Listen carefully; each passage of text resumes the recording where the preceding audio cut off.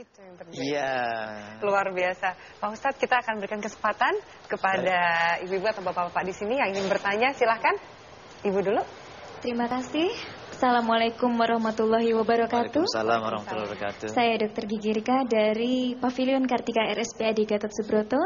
Pada kesempatan hari ini saya ingin bertanya yang berhubungan dengan ibadah pada malam Lailatul Qadar. Seperti yang kita tahu, pada 10 malam Ramadan ini para kaum muslimin beribadah itikaf di masjid.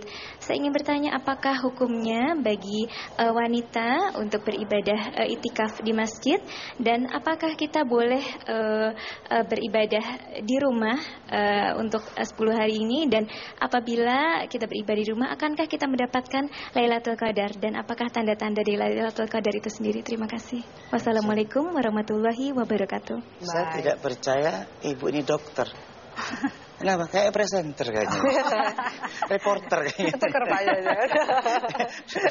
Jadi itu jawabannya adalah sebenarnya Rasulullah mengatakan bahwa yang terbaik untuk wanita itu ibadah di rumah.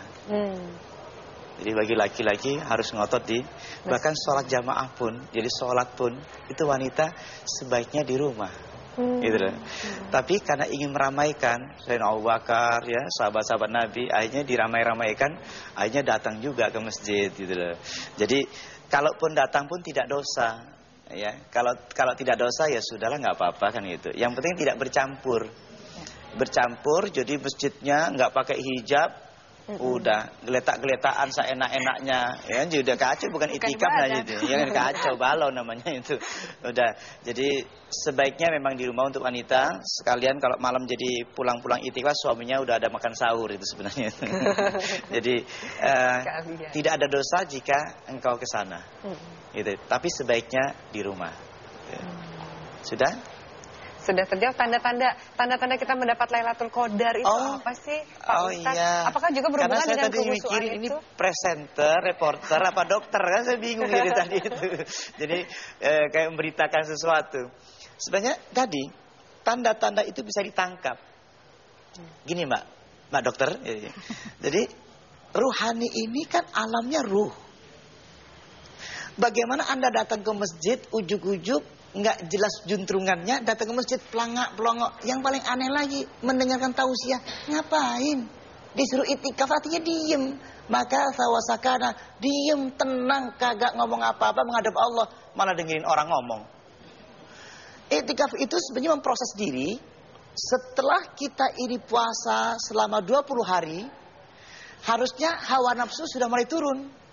Ketika hawa nafsu turun, maka yang muncul adalah ruhani. Ruh inilah yang bisa menangkap alam ruhani. Tanazzalul malaikatu waruhu fiha biizni rabbihim min kulli amr. Salamun hiya hatta matla'il fajr. Sampai fajar nanti itu masih terasa. Apa rasanya? Nah, ini yang saya contohkan sedikit. Alam mimpi itu tidak mungkin dimasuki oleh orang keadaannya masih punya hawa nafsu. Alam mimpi itu tidak mungkin dimasuki oleh orang yang masih emosional. Alam mimpi itu dimasuki dalam kondisi jiwa kita tenang. Dalam bahasa tidur namanya ngantuk. Orang ngantuk itu kan gak kepingin apa-apa. Kan itu. Di saat Anda tidak pengen apa-apa, saat semuanya redam, muncul rohani kita masuk ke alam tidur. Di alam tidur itu ada kegiatan kita. Ya kan? Ada kesadaran kita di sana. Sayang 1000 sayang, tidur Anda tidak ingat pada Allah.